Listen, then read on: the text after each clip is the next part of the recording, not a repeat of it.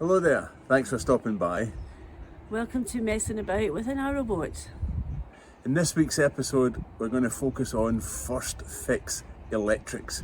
Actually going to run some power. Wow, Yay! exciting stuff. Tune in.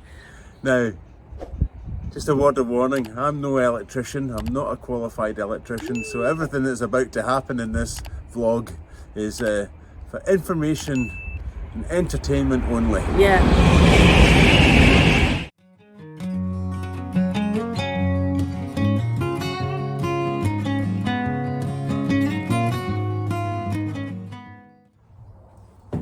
Howdy. It's time to start electrics. I can't figure out if that's really exciting or scary. Bit of both. I'm going to run the AC cabling today. But before we do that, I'm going to do a quick recap. I kind of talked about it when we did the interior design and the shell design stuff. But a recap of the electrics on a Narrowboat, the 12 volt and the AC.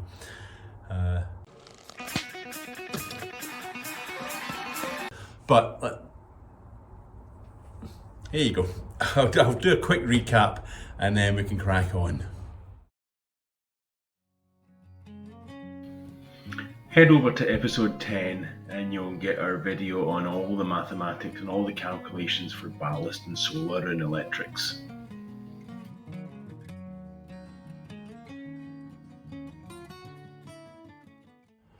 So this cable, the AC cable, is what they call Arctic Blue, 2.5 millimeters, so rated at 25 amps. It's really flexible, it's not affected by cold. Well, it is to about minus a gazillion or something. That's what we're going to run for the AC cable. And because we marked out all the sockets, I know where to leave all the loops. On a boat, you don't have a ring mains, because if it fails, the whole lot will fail. It's not like in a house where you've usually got 2 or 3 different socket circuits and you've always got something. In a boat, you don't. So we run radials. So one up the port, one up the starboard, and if it fails, then at least you've got some power on the other side, unless the whole thing just gone kaput. So while I'm fastening everything in, temporarily, I'm going to use these things. They are underfloor pipe clips, but they've got a lovely little thing, and they just stick into the foam quite nicely and just hold things temporarily. And I've put conduit behind the battens, although you don't really need conduit for the Arctic Blue cable unless they cross over a DC cable. I've put conduit behind the battens just to stop any chafing.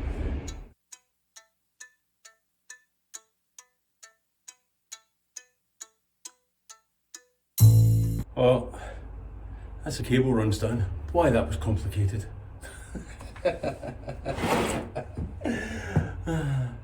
So all I'm going to do now is make long loops for the plug sockets. So as I measure where it's going, we've marked everything out previously. I'm leaving a loop of cable just so that I've got, like if we're fitting a socket and we want to pull it out to service it, you know, there's enough cable there to go and do that. So this one's under the dinette, and I've left it pretty long because it will either go there, depending on the table, but I might drop it down a bit lower, just out of the way of little children's fingers. And here, this is the galley, the kitchen area, and if the worktop's going about here, we want the plugs to be over that. So if that's going to be a splashback, say, we want a nice long lead to come up just out of the way for now. We'll trim it back once we do all that work. But for that, I have to cut a hole because that cable's going to go up and round under the cable tray and up through there. All right, cut hole time. Not like a house, you don't need a ton of sockets, because there's going to be 12 volt sockets as well, which we'll use mostly. But we all know in a house there's sockets never quite where you want them. So I decided that for the minimal cost of sockets, it doesn't cost anything in electricity, it doesn't cost anything in inverter time or load. So, you know, for putting a couple of extra sockets in, why not? It's cheap and cheerful. Right, let's bring up there. Oh look, me drilling a hole.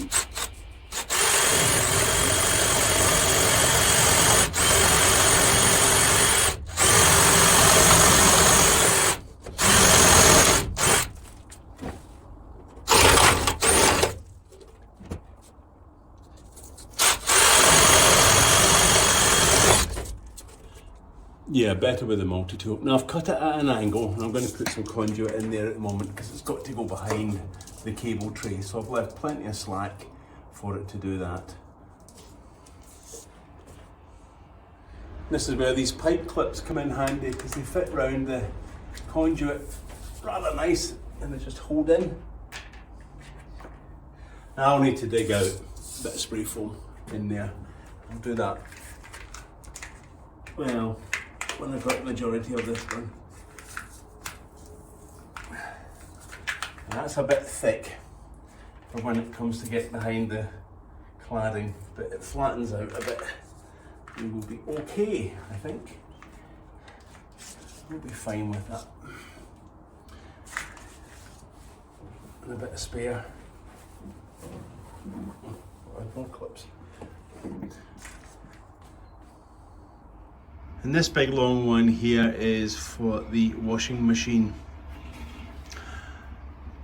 Now if you're ever anything like we have been in our kitchens at home, they always put a socket behind the washing machine, and if you're very lucky, a fused spur above the worktop. So if you want to service a washing machine, if you want to change the washing machine, you have to switch it off at the spur, pull the washing machine out, pull out the plug, which is an absolute pain in the neck if you ever get something simple like a blown fuse or you want to check something. So when we had our kitchen redone, the electrician actually put the sockets in a cupboard and ran a fairly, well, you can see, not a long cable, but enough of a cable. So the sockets were surface mounted and put pretty high up in the cupboard. And that way you've got access to it. If you need to switch off the washing machine for whatever reason, you don't have all the complications of fused spurs. You don't have to make another socket above the worktop. So that's what I'm doing here. If it works at home, it works here. So I'm happy with the port AC cabling. What I'm going to do now is just going to pin it in with P-clips. Now, there's some regulations about that. They say you have to do it every 400 millimeters, just over a foot. So I'm just going to go with a big bag of clips and nail it all up.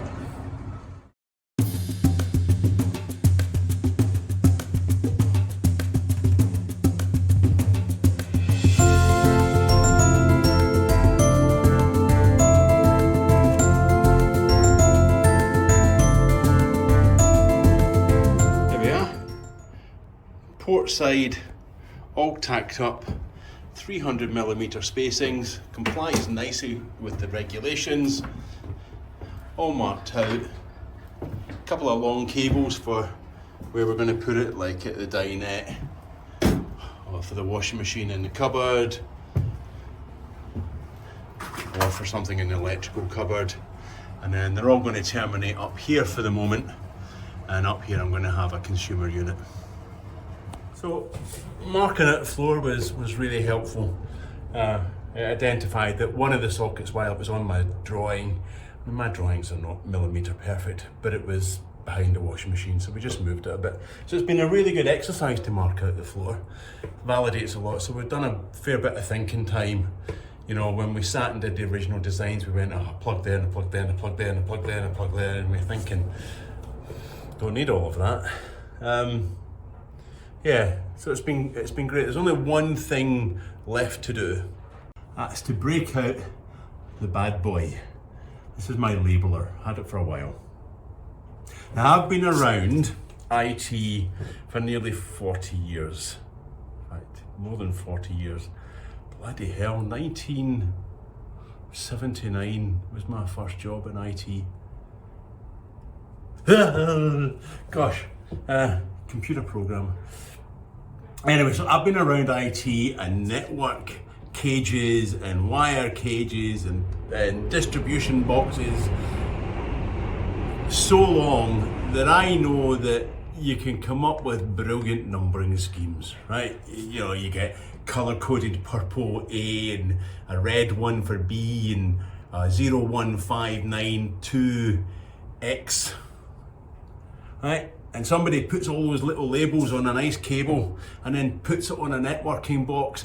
Brilliant! Then somebody loses the translation pack, so nobody actually knows what the bloody coding is at all. So you end up just fishing around with stuff and taking guesses. So I'm not using a numbering scheme on this boat, I'm using names, right? This is the port AC radio, that's it.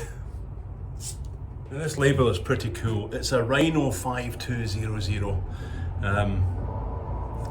It prints labels, but it also prints heat shrink.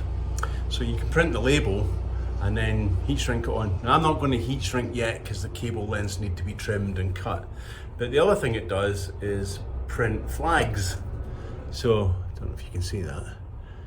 So it prints, I've just said, all my cabling will be AC or DC, the length and the cable size for the DC stuff, you know, 6mm or 2.5mm or wherever it's going to be, and like 10 meters or 3 meters or something, and then what it is. So that way when you're looking at something you can go, right, okay, this cable here is that, it's 6 meters long, I know where it's going. Now not necessary for the AC cable, but certainly for the DC cables, I will put their labels periodically along a long run, just when you're, if on the off chance you ever have to service some cables and you're routing around and you go, oh, what's that cable? Rather than trying to trace it all the way through, every so often, if you say what it is, it's just so much easier for everybody. As I say, years of experience standing in front of distribution panels, scratching your head. Yeah, one nice flag label. Yay! Right, that's been a good day, that. Quite enjoyable. Stuff that I know, electrics. I'll rephrase that, stuff that I know, cabling. Well, it's the end of the day. Quite a successful day actually, I've really enjoyed it. Anyway, so I've moved everything over to the port side, leave me a clear run at it on starboard side, and I'll do all of that tomorrow. Hey, that's the AC completed. So it runs down there for the starboard side across there. Now I don't know what I'm doing with the lining for that, so I've just left it roughly tacked up. Again, longer cables because I'm going to put sockets in the cupboards rather than on the wall.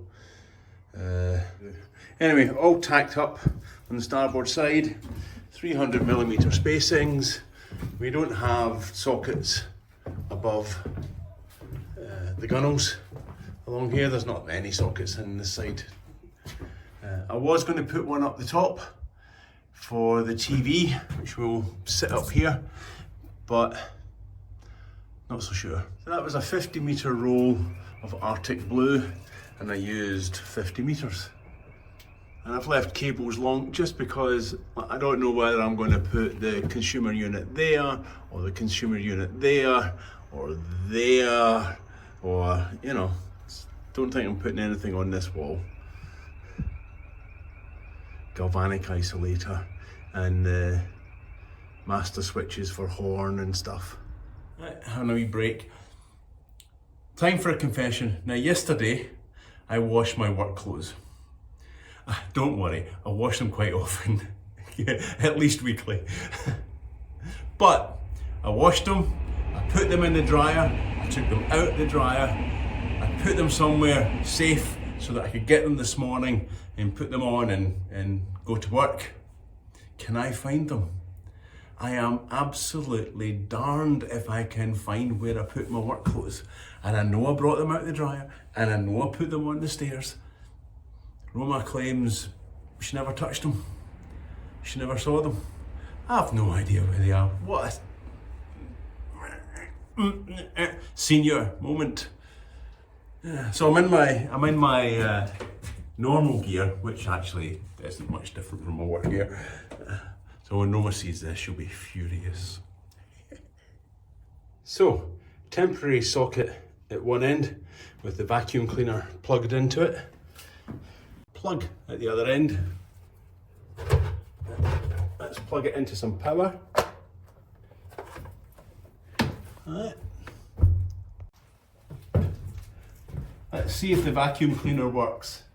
Yay! I know. That was incredibly unremarkable. But at least the cable works, and I haven't broken it when I've been running it or put a nail through it or something. Now you didn't see, I've not done the first attempt. The first attempt, it didn't work, and I couldn't figure out why. I was just going, what have I done? Oh no, the cable's broken, I have to change it all. No. I put the plug on the starboard radio and the socket on the port radio. Just like a old man. An AC electronic brain running on a DC current. And just to prove the port one actually works.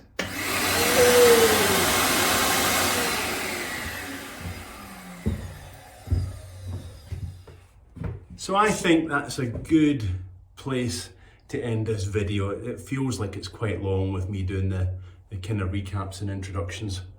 So that's the AC in the boat, all cabled up, ready for the full wire whenever we do that. So first fix of AC, tick! So happy about that. So next time we'll start on the DC, and that's a wee bit more convoluted. You know, cable runs through the ceiling, under the gunnels, all that sort of stuff. So once again, thank you for all your comments and your interactivity. Very much appreciated. Thanks for liking. Thanks for watching. Thanks for getting through to the end, actually.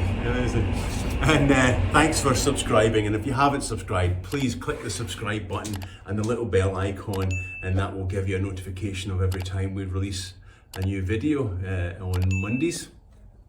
So, until next time.